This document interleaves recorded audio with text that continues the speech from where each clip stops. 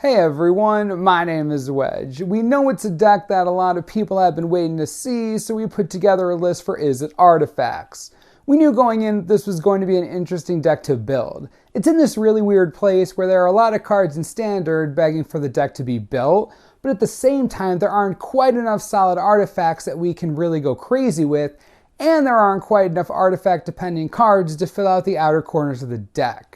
That said, we put our heads together and came up with something. And what's more, you can build it for under $40. Let's take a look. Let's start with the creatures. Our curve starts bright and early at 0 with a playset of Ornithopter. On its own, it doesn't do much, but the point, of course, is what we can do with it. You can put an Ensoul Artifact on the Ornithopter for a 5/5 flyer. In a pinch, it makes great fodder for Shrapnel Blast. It also supports Chief Engineer nicely. And look at our Soul 1-drop, a playset of Cloudfin Raptor. On turn 1, you can drop an island, play a Cloudfin Raptor, and evolve it immediately with an Ornithopter. Cloudfin Raptor is there because it can pick up counters from Ornithopter, all of our 2-drops, and the creatures at the upper end of the curve. The aforementioned Chief Engineer, as a 4-of, is one of the cards that enables this deck to make truly degenerate plays. All of our creatures that aren't big artifacts themselves are at or below 2 mana, allowing us to build up a big stable of creatures to convoke with. Along similar lines, another 2-drop on our list is a 4-of Generator Servant.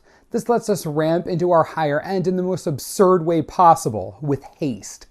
Lastly, we've got a pair of Phyrexian Revoker. They make fine Ensoul Artifact targets in a pinch, and with a Chief Engineer out, you can often drop one for free and have an extra body.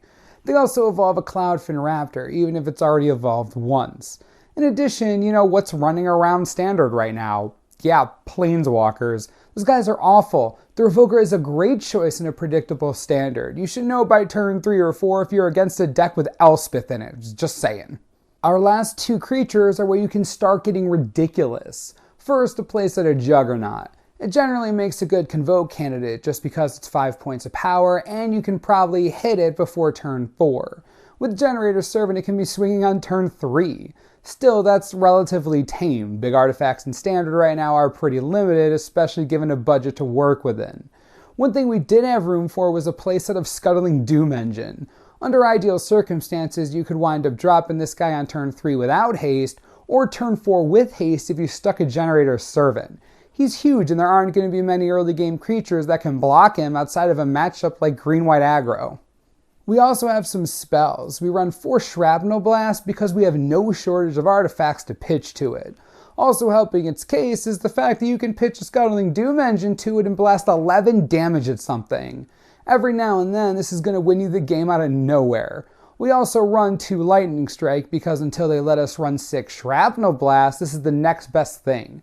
Beyond just pointing at your opponent's face, a Lightning Strike will drop most early game threats. By the time your opponent sticks anything truly unmanageable for burn, you have something huge on your own. Lastly, we have 4 Ensoul Artifact. There's always a bit of danger in using auras, especially when there are as many removal-heavy decks as there are right now. In spite of this, the possibility of having a 5/5 flyer crashing in on turn 2 is too good to ignore. If your opponent is that heavy on removal, you can always just put it on a Darksteel Citadel. Permanents that are both lands and indestructible tend to be difficult to deal with. Speaking of which, we start our land base with 4 Darksteel Citadel. Not having the colored mana there isn't great, but having extra targets for Ensoul Artifact and Shrapnel Blast makes up for it. Particularly the former. With the amount of removal in Standard right now, indestructibility is pretty huge. 2 Izzet Guildgate smooth out our color requirements reasonably well. Beyond that, we have 11 islands and 7 mountains for a total of 24 lands. Why so many islands? Between Cloudfin Raptor, Chief Engineer, and Ensoul Artifact, most of our really explosive plays require early blue mana, significantly less so for red mana. Shrapnel Blast and Lightning Strike are just as good when used as gap closers late in the game. The slight loss of consistency with Generator Servant isn't ideal, but it's a worthwhile sacrifice to guarantee our blue-centric plays. There are a couple big budget upgrades you can make if you have the money or happen to have the cards lying around. Naturally, Steam Vents are welcome additions to the land base, and on this list, Temple of Epiphany is a strict upgrade to Guildgates. Some of those Juggernauts would love to be Soul of New Phyrexia if you have the resources to make it happen.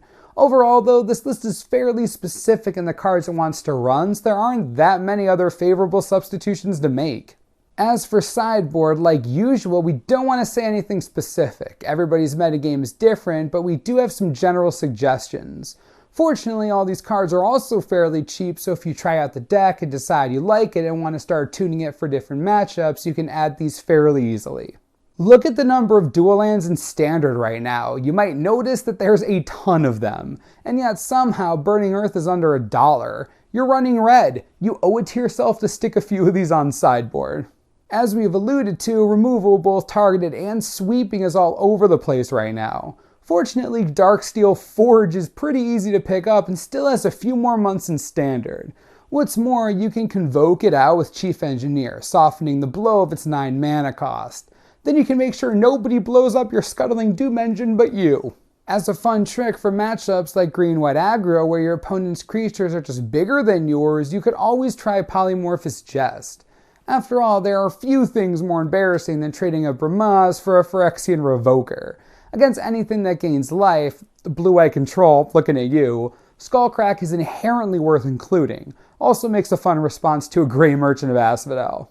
While there isn't a lot to use it against in Standard right now, if ever a graveyard deck starts taking off, Tormod's Crypt is back in Standard and ready to put those decks in their place. While it's not the best target in the world, you could also throw an Ensoul on it if necessary. This deck was not easy to build, but it has some amazing synergies and a really fun playstyle. If you're looking for something a bit different and super explosive, Izzet Artifacts may be the strategy for you. If you have any questions or comments, leave them below and we'll talk about it. As always, subscribe for the latest and most reliable Magic the Gathering information you could ever need. This is the Manosaurus, I'm Wedge, thanks for watching, we'll see you next time.